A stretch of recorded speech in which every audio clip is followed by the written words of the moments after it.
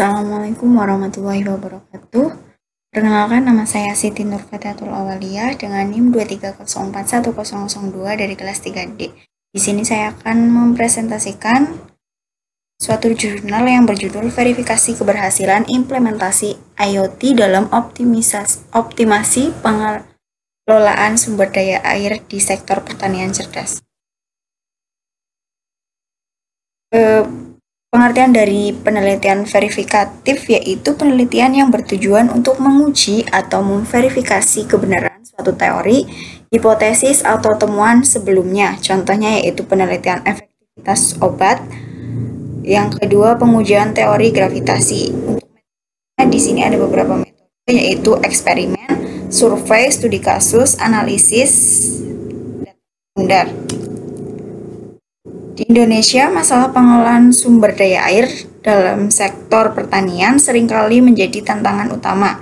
Penerapan teknologi IoT pada pertanian cerdas atau smart farming menawarkan solusi untuk mengoptimalkan penggunaan air dengan memantau kondisi tanah secara real-time dan memberikan rekomendasi otomatis untuk irigasi. IoT diharapkan dapat mengurangi pemborosan air yang sangat penting mengingat krisis air yang semakin meningkat. Penelitian ini bertujuan untuk memverifikasi klaim penggunaan air dalam pertanian cerdas yang menggunakan IoT. Untuk metodenya, penelitian ini menggunakan desain verifikasi kuantitatif dengan membandingkan data yang dikumpulkan dari 3 lokasi pertanian yang mengimplementasikan teknologi IoT dalam pengelolaan air di daerah pertanian di Jawa Barat, Bali, dan Yogyakarta. Data yang dikumpulkan meliputi tingkat kelembapan tanah, curah hujan, serta volume air yang digunakan untuk irigasi dalam periode 1 tahun.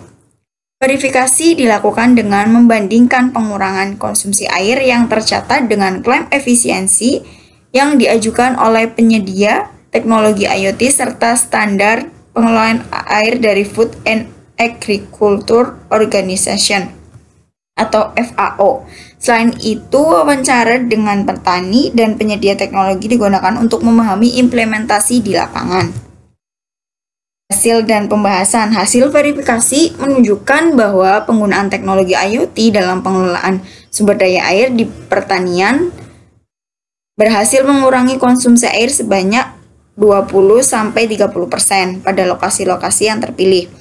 Di Yogyakarta, teknologi IoT berhasil meningkatkan efisiensi penggunaan air untuk irigasi hingga 32%, yang lebih tinggi dibandingkan dengan klaim efisiensi sebesar 25% yang diberikan oleh penyedia teknologi. Namun, di Bali, meskipun teknologi IoT mengurangi konsumsi air, hasilnya hanya mencapai 10% penghematan yang disebabkan oleh kurangnya dukungan infrastruktur dan keterbatasan dalam integrasi sistem-sistem irigasi yang sudah ada.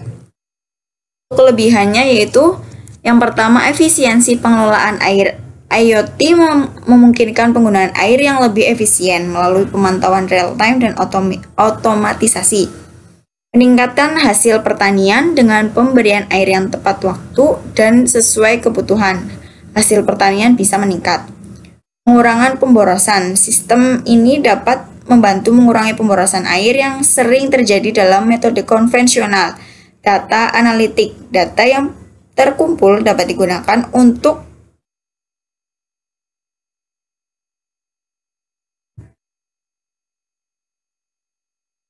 membandingkan jangka panjang yang lebih baik dan kebijakan berbasis data.